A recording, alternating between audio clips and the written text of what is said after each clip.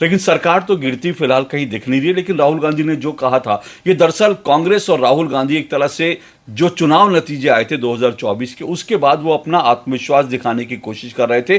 दो बड़े कारण थे राहुल गांधी के इस बयान और कांग्रेस के ये जो पूरा मुहिम चला, इसके पीछे दो बड़े कारण थे। एक तो लोकसभा चुनाव में कांग्रेस 99 सीटें जीत गई थी और बीजेपी 240 पर रुक गई थी, पूर्ण बहुमत नहीं मिला, एक बड़ा कारण ये था। दूसरा जो लेटरल एंट्री का जो सरकार का फैसला था, यानी ब्यूरोक्रेसी में जो है प्रतिभावान लोगों को लेने का, उसमें जो है आरक्षण का और उसमें दलित कार्ड और पिछड़ा कार्ड कांग्रेस ने खेल करके, राहुल गांधी ने खेल करके उसमें फच्चर फंसा दिया, जिसके कारण बीजेपी को, वो बड़ा सेंसिटिव इशू होता है आरक्षण का, और ये तो बीजेपी को उसके कारण कदम पीछे खींचने पड़े। और उसके बाद कांग्रेस की ओर से ये जो है दिखाया गया कि देखो हम बड़े ताकतवर हो गए, बीजेपी और नरेंद्र मोदी कमजोर हो गए, बैकफुट पर हैं। लेकिन अब राजनीति बड़ी दिलचस्प चीज है।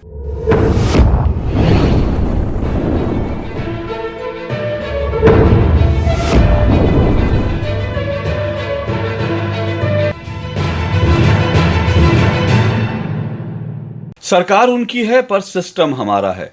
आपको याद होगा कुछ दिन पहले कांग्रेस के तमाम प्रवक्ता और कांग्रेस के जो सोशल मीडिया हैंडल्स, जो कांग्रेस समर्थक सोशल मीडिया हैंडल्स हैं, वो अपने सोशल मीडिया पर कुछ इसी तरह की पोस्ट कर रहे थे कि सरकार उनकी है पर सिस्टम हमारा है। वो ये दिखाने की कोशिश कर रहे थे कि सरकार जो है, नरेंद्र मोदी की सरकार जो है वो कमजोर हो गई है, बीजेपी एनडीए की सरकार कमजोर हो गई और सिस्टम हमारा है। तो इस वक्त तो सरकार हम ही चला रहे हैं, हम जैसे चाह रहे हैं सरकार उसी तरह से चल रही है, क्योंकि हम इस वक्त जो है ड्राइविंग सीट पर हैं।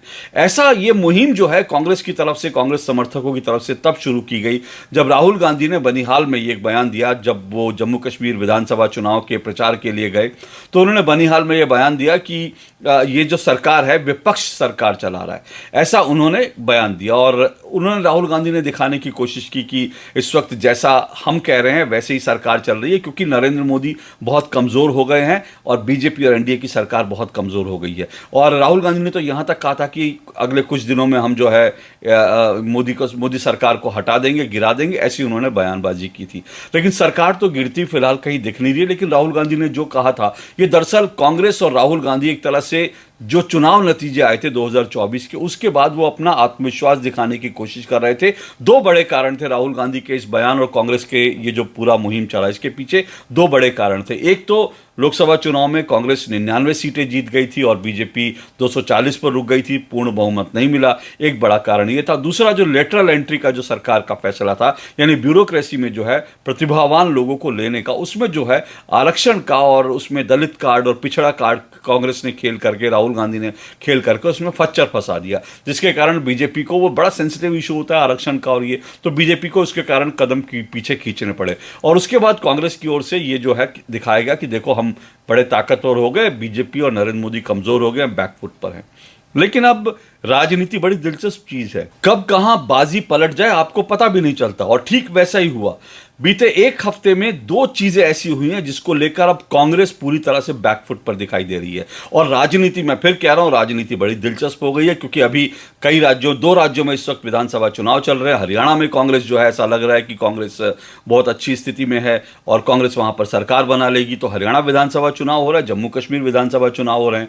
और जम्मू कश्मीर में भी शुरू में ऐसा लग रहा था कि कांग्रेस बड़ी बढ़त बनाई हुई है, लेकिन जम्मू कश्मीर का चुनाव फंस गया। इसके बारे में मैं अगले हफ्ते बात करूंगा। और अभी हरियाणा में भी मतदान होना है, और हरियाणा में जहां पहले लग रहा था कि कांग्रेस जो है बिल्कुल क्लियर कट जो है जीतती हुई दिख रही है, वहां पर भी जो है जो फाइट है बड़ी क्लोज हो गई है। तो वहां भी कांग्रेस जो है थोड़ा सा जो है वो अभी कांग्रेस जो समर्थक हैं और कांग्रेस के जो नेता हैं वो भी थोड़ा अचकचाए हुए हैं। लेकिन मुद्दे पर आते हैं। मुद्दा ये है कि जैसा मैंने कहा, पिछले एक हफ्ते में कांग्रेस जो है राजनीति में एक बड़ा टर्न अराउंड आया और कांग्रेस जो है एक बार फिर से बैकफुट पर दिख रही है और राजनीति दिलचस्प हो गई। देखिए, दो चीजें हुई।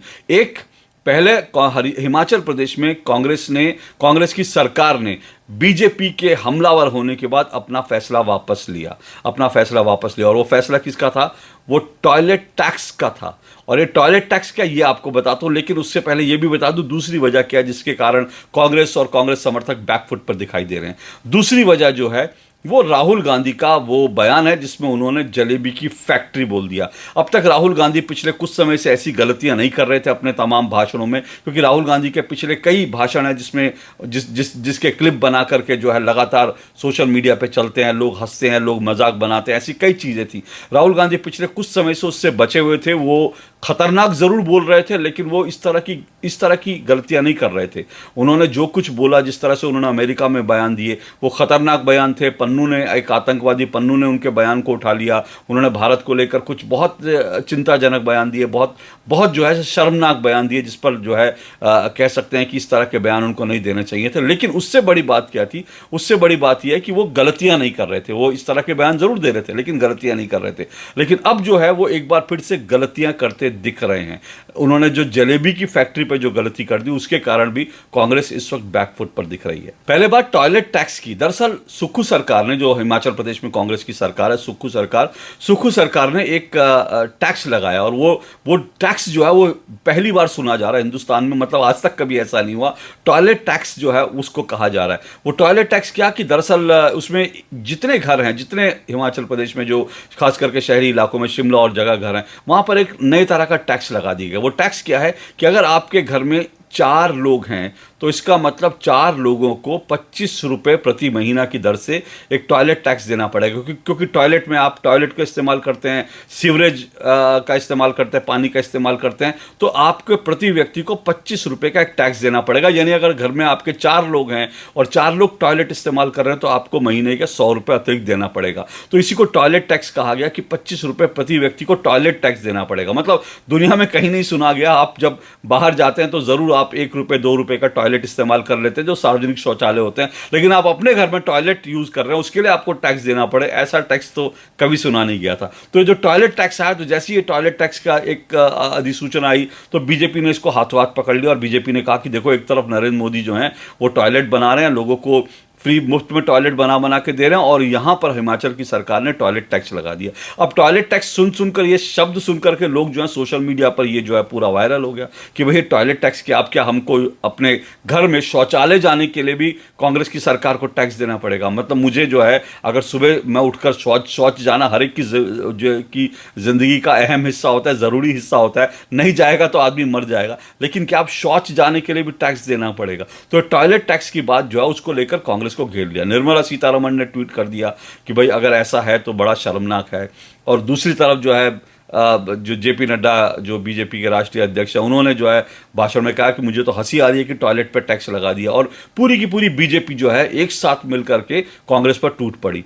तो उसके बाद सुक्खू को सफाई देनी पड़ी। मुख्यमंत्री सुक्खू आए, उन्होंने सफाई दी, उन्होंने कहा नहीं नहीं, ऐसा टॉयलेट टैक्स तो नहीं है, लेकिन ये जो है ये तो क्योंकि बीजेपी ने जो है चुनाव के समय में 5,000 करोड़ का जो है रेवड़ी बांट दी थी, पानी को फ्री कर दिया था, और इसीलिए जो है हमने कहा कि भाई कुछ टैक्स लगा देना चाहिए, तो इसीलिए सीवरेज पे टैक्स लगा दिया, इस तरह से करके टॉयलेट टैक्स नहीं है। तो उन्होंने कितनी सफाई देने की कोशिश की, लेकिन वो सफाई चली नहीं। अल्टीमेटली कांग्रेस इस पूरे मसले पर घिर गई। शुक्रवार की सुबह बीजेपी ने इस पर हमलावर हुई थी, और देर शाम आते आते कांग्रेस को, हिमाचल प्रदेश में कांग्रेस सरकार को, ये टॉयलेट टैक्स जो था वो वापस लेना पड़ा।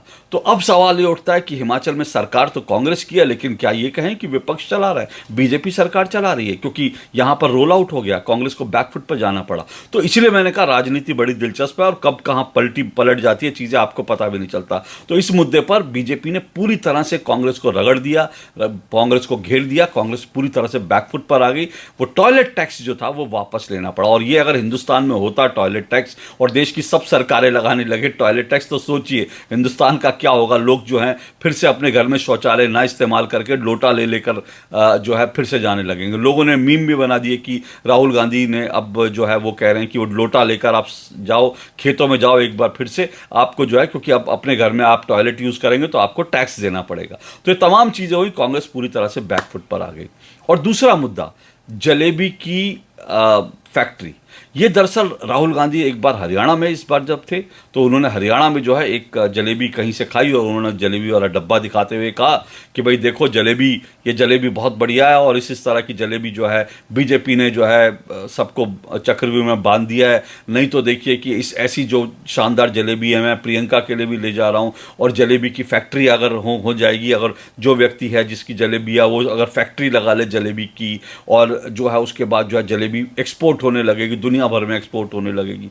अब जैसे ही राहुल गांधी का बयान आया, उसको फिर जो है सोशल मीडिया पे बवाल मच गया कि राहुल गांधी ने क्या कह दिया, जलेबी की फैक्ट्री, क्योंकि किसी ने आज तक जलेबी की फैक्ट्री नहीं सुनी है। मतलब फैक्ट्री को लेकर के, हालांकि मोटे तौर पर हिंदुस्तान में और दुनिया भर में माना जाता है फैक्ट्री वो जगह होती है जहां मशीनें होती हैं, कामगार होते हैं, लोग काम कर रहे होते हैं। तो जलेबी की फैक्ट्री कैसे होती है, वो तो हलवाई बनाता है। लेकिन फिर लोगों ने तर्क दिया, भाई फैक्ट्री, कांग्रेस समर्थकों ने तर्क दिया, भाई फैक्ट्री का मतलब ये थोड़ी मशीनें होंगी, जहां पर कई सारे लोग एक साथ काम कर रहे हैं वो भी फैक्ट्री होती है, तो उसको भी फैक्ट्री बोलते हैं। तो क्या जलेबी की फैक्ट्री नहीं होती? हो सकती। लेकिन वास्तव में जलेबी की फैक्ट्री नहीं हो सकती। इसलिए जलेबी की फैक्ट्री नहीं हो सकती क्योंकि जलेबी जो है, आप अच्छी तरह से जानते हैं, जलेबी जो है एक ऐसी मिठाई है जो गरम गरम कड़क कड़क खाई जाती है। जब आपके सामने सामने जो है, जब गरम गरम जलेबियां निकलती है ना, वो खाई जाती हैं। जलेबी अगर आप रख दें, एक दिन रख दें, अगले दिन कोई खाता नहीं है जलेबी, क्योंकि जलेबी जब तक गर्म ना हो, कुरकुरी ना हो, करारी ना हो, तब तक जलेबी खाने का मजा ही नहीं है। तो जलेबी कभी इस तरह से खाई नहीं जाती। क्या आपने कहीं फ्रिज में देखा? आपके घरों में भी फ्रिज में जो है बर्फी रखी जाती होगी, आपके घर में जो है काजू की बर्फी रखी जाती होगी, रसगुल्ले रखे जाते होंगे, लेकिन कभी आपने घर में किसी के फ्रिज के अंदर जो है जलेबी रखे हुए देखा है? जलेबी कभी नहीं रखी जाती। जलेबी करारी कुरकुरी खाई जाती है। तो लोगों ने कहा कि भाई ये जलेबी की फैक्ट्री कैसे हो सकती है? अगर आप 100 कारीगर मिलकर भी कर लें तो वो जलेबी बना बना के एक्सपोर्ट नहीं की जा सकती। लेकिन जब ये विवाद चला तो अब कांग्रेस जो है पूरी तरह से बैकफुट पर आ गई।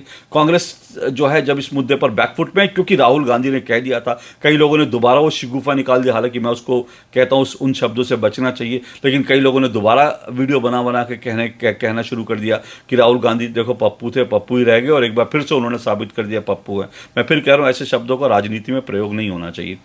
लेकिन मोटी बात यह है कि एक बार फिर से राहुल गांधी का मजाक बनाया जाने लगा। अब जब राहुल गांधी का मजाक बनाया जाने लगा तो फिर कांग्रेस के समर्थकों को और कांग्रेस के प्रवक्ताओं को तो बचाव में उतरना ही था। अब दिक्कत यही है कांग्रेस के प्रवक्ताओं की, कांग्रेस समर्थकों की, कि राहुल गांधी कुछ भी बोल देते हैं और उनको बचाव में उतरना पड़ता है। और उनको जो है वही बात है ना कि तुम दिन को अगर रात कहो रात कहेंगे। तो अगर दिन को राहुल गांधी ने रात कह दिया तो कांग्रेस समर्थकों को, कांग्रेस के प्रवक्ताओं को साबित करना है ये दिन नहीं रात है। कांग्रेस के प्रवक्ता वही साबित करने लगे कि नहीं जलेबी फैक्ट्री में बन सकती है। अब इस पर भी लोगों ने मीम बनाए कि जलेबी के किसी ने बीज निकाल दिए कि देखो मोतीचूर के लड्डू के जो टुकड़े होते हैं उसको निकाला कि ये जलेबी के बीज हैं। कई लोगों ने जो है फैक्ट्रियों के अंदर जलेबी तैयार होते हैं ऐसे मीम बना दिए। बड़े लोगों ने दिलचस्प, क्योंकि हिंदुस्तान में आइडियाज़ की कमी नहीं है, लोगों के ह्यूमर में कोई कमी नहीं, तो लोगों ने उसके अलग अलग तरह से मजाक बनाने शुरू करे। अब जो है कांग्रेस की तरफ से कुछ जो कांग्रेस के जो समर्थक हैं, अब उनको साबित करना था राहुल गांधी सही कह रहे हैं। तो उन्होंने कहीं से वाडीलाल की वाडीलाल की जलेबी के डब्बे अमेरिका में या कहीं दुनिया में कहीं बिकते हैं, उन्होंने वो निकाल के लाए कि देखो ये देखो वाडीलाल जलेबी जो है बनाकर दुनिया में एक्सपोर्ट कर रहा है। तो ये फैक्ट्री में नहीं बने हो सकते, ऐसा नहीं हो सकता, तो ये फैक्ट्री में बने हुए। तो उन्होंने साबित करने की कोशिश की, लेकिन यहां पर भी वो फंस गए, क्योंकि वाडीलाल ने ठीक है जलेबी के नाम से उसको एक्सपोर्ट किया, लेकिन जब लोगों ने उस डब्बे को देखा और चीज़ों को देखा तो वो दरअसल जलेबी थी नहीं, वो इमरती थी। अब सवाल ये उठता है कि कांग्रेस के लोगों को और कांग्रेस समर्थकों को जलेबी और इमरती में फर्क नहीं पता। अगर आप वास्तव में उत्तर प्रदेश बिहार के लोग हैं और आप मिठाई के शौकीन हैं तो आपको जलेबी और इमरती में फ़र्क मालूम होगा। इमरती एक ऐसी मिठाई है जो जलेबी जैसी दिखती है लेकिन जलेबी से अलग होती है, उसके बनने का तरीका अलग होता है, उसमें दोनों में जो इस्तेमाल होता है वो भी अलग तरीके से होता है। और जो इमरती है वो ठंडी खाई जाती है, उसमें कोई दिक्कत नहीं है। इमरती बनाकर इमरती ठंडी खाने में कोई दिक्कत नहीं है, इसलिए इमरती के पैकेट जो है बना के एक्सपोर्ट किए जा रहे हैं, वाडीलाल ऐसा कर रहा है। लेकिन जलेबी जो है वो फैक्ट्री में नहीं बनती, जलेबी एक्सपोर्ट नहीं होती। फिर कह रहा हूं इमरती जो है वो ठंडी खाई जा सकती है, इसलिए वाडीलाल ऐसा कर रहा है, लेकिन जलेबी ठंडी नहीं खाई जा सकती। जलेबी जो है वो ठंडी खाना पाप है। अगर आपको कोई ठंडी जलेबी खिला रहा है तो आप नहीं खाएंगे।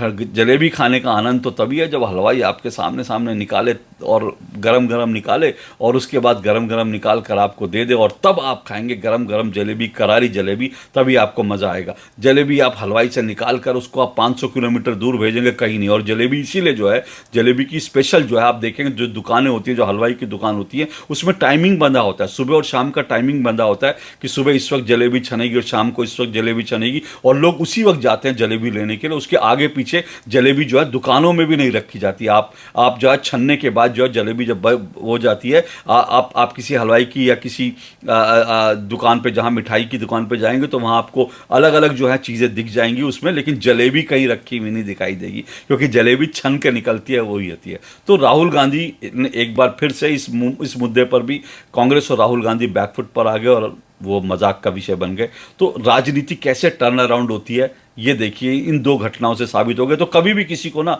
बहुत हवा में नहीं रहना चाहिए, जो अभी तक कांग्रेस हवा में उड़ रही थी ना कि देखो हमने जो है सरकार, इनकी है, सिस्टम हमारा है और हम सरकार चला रहे हैं, तो वो सारी हवा जो है एक हफ्ते में निकल गई। तो कभी भी राजनीति में हमेशा अपने पैर ज़मीन पर रखने चाहिए। अब अंत में एक चीज़ और मैं इंपॉर्टेंट बात कह रहा हूँ, वो बात ये कह रहा हूँ कि अब ये देखिए ना, राहुल गांधी आज ये जलेबी की फैक्ट्री तो नहीं हो सकती, जलेबी जो है एक्सपोर्ट भी नहीं होती, लेकिन आप जलेबी बेचने को कह रहे हैं कि जलेबी बेचने का व्यापार जो है वो चक्रव्यूह बांध दिया है। तो कल तक तो आपको पकोड़े जो है बनाने का काम आपको लगता नहीं था कि वो व्यापार है। अब ये इसी बात को जब प्रधानमंत्री नरेंद्र मोदी ने कहा था कि पकोड़े बनाना भी एक व्यापार है और पकोड़े बनाकर भी आदमी जो है वो कमा सकता है, पकोड़े बनाकर भी आदमी जो है वो रोजगार का धंधा है, जब प्रधानमंत्री नरेंद्र मोदी ने पकोड़े को रोजगार कहा था तब तो आपको मिर्ची लगी थी, तब तो आपने उसका मजाक बनाया था कि पकोड़े बनाना कौन सा रोजगार है। और आज आप जलेबी बनाने को रोजगार बता रहे हैं, जलेबी बनाने को आप कह रहे हैं एक्सपोर्ट करके ये सब पैसे कमाए जा सकते हैं। तो जब जब जब जब आप जो है जलेबी को कह रहे हैं कि जलेबी एक रोजगार है, तो पकोड़े बनाना भी रोजगार है राहुल गांधी जी। तो अपनी नादानी का परिचय इस तरह से मत दीजिए। कोई भी व्यापारी जो है चाहे जलेबी बनाए चाहे पकोड़े बनाए, वो सब बढ़िया चीज़ें होती हैं और उन सब में रोजगार होता है। दिल्ली में ऐसे कई पकोड़े वाले हैं जो एक महीने के कम से कम 5 से 6 लाख और बल्कि उससे भी ज़्यादा 10-10 लाख कमाते हैं, और उन्होंने 8-8 10-10 लोग अपने एम्प्लॉय कर रखे हैं पकोड़े बेच करके। जलेबी बनाने वाले व्यापारी भी बहुत अच्छी से जलेबी जिनकी बढ़िया होती है वो भी बहुत कमा रहे हैं। दोनों व्यापार हैं और दोनों व्यापार हैं, लेकिन दोनों ही ना तो पकोड़े को एक्सपोर्ट किया जा सकता है, ना तो पकोड़े की फैक्ट्री लग सकती है, ना जलेबी की फैक्ट्री लगा के जलेबी को एक्सपोर्ट किया जा सकता है। तो आज के लिए इतना ही। टॉयलेट टैक्स से बचिए, भगवान ना करे टॉयलेट टैक्स फिर कभी किसी पर लगे, और भगवान ना करे कि आपको जो है कभी भी फैक्ट्री वाली जलेबी खानी पड़े। आज के लिए इतना ही। नमस्कार।